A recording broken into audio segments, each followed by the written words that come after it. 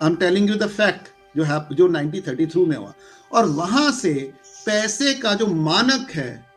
पहले जो रुपया था, यानी जिसको हम कागज का नोट कहते हैं, या 2000 का हो या 1 रुपए का हो, ये एक फाइट मनी है, ये एक लीगल टेंडर है, ये एक रिप्रेजेंटेटिव मनी है, ये एक रसीद है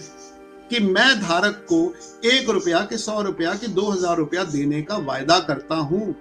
at any office of issue. यानी मैं आपको 1 रुपया देता हूं तो आप इसके बदले में 1 यानी 10 ग्राम चांदी का सिक्का कहीं से भी वापस ले सकते हैं। तो लोगों को कागज के सिक्के के ऊपर विश्वास इसलिए था क्योंकि लोगों को वहां का जो रिजर्व बैंक का जो गवर्नर था, नहीं 1 रुपए के ऊपर भारत सरकार का,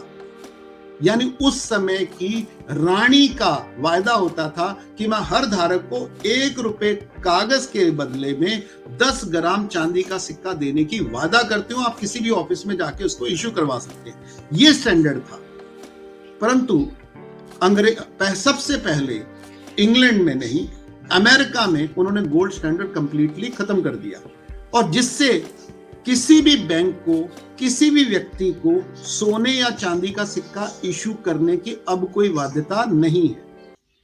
अब जो सोने और चांदी का सिक्का जो बैंकों के पास था, वो जनता का ही पैसा था, जो जनता ने विश्वास करके उनके पास रखा था कि जब भी हम चाहेंगे हम वहां से ले सकते हैं। परंतु पीछे से इन्होंने एक कानून बना के कि हम आज से जो गोल्ड स्टैंडर्ड है वो खत्म कर रहे हैं, और आज से ये जो लीगल टेंडर है जिसके ऊपर केवल और केवल हमारे सिग्नेचर है और केवल एक वादा है, यही वादा नोट बन गया, यानी सरकार के द्वारा नोट किया गया। परंतु यही दुनिया का सबसे बड़ा घोटाला शुरू होता है कि दुनिया का नहीं, भारत का अगर सिक्का देखेंगे, नोट देखेंगे, तो 1 रुपए के नोट के ऊपर भारत सरकार के गवर्नर के साइन है, यानी उसको अदा करने के लिए भारत सरकार बाध्य है। परंतु 2 रुपए से लेके 2000 के नोट के ऊपर भारत सरकार का कोई वायदा नहीं है, वो वायदा रिजर्व बैंक के गवर्नर का है।